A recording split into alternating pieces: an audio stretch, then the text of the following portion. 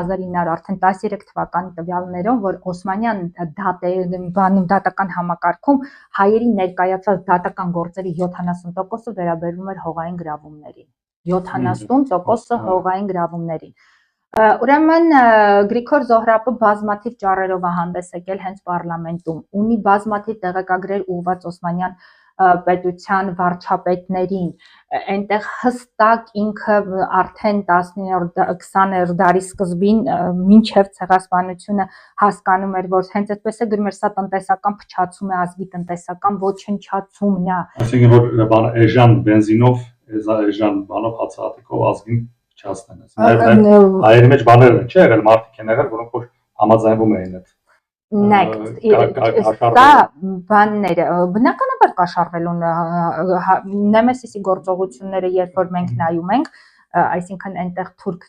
ոճրագործներին ոչնչացնելուց առաջ ոչնչացվել են հայ դավաճանները։